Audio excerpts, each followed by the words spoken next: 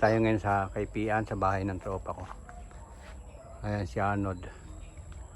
Ito yung kanyang kubo, bibisitahin natin para may idea tayo sa kung sakaling ay isipan natin gumawa ng kubo.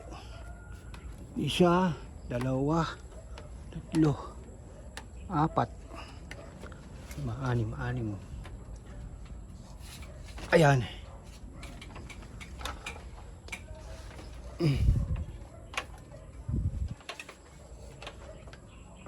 Ko presko dito. Pwedeng tulugan to.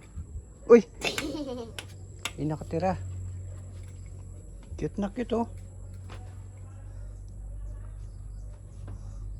Lord, iba talaga pag ano, kawain ng sahig no, may nararamdaman pa mo yung may hangin? Oo, labig oh.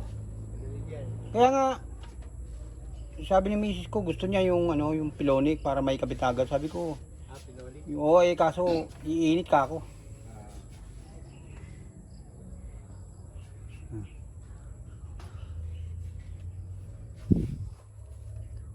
May kwartong maliit lang yan dyan.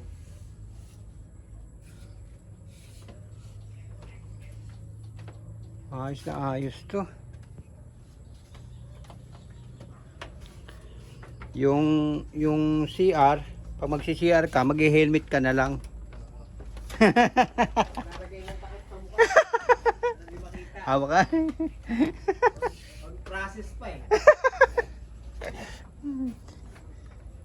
Mga rider, mga rider lang naman ano. Natanggal itong pakong isa. Wala na yan, bagsak na yan. Ito.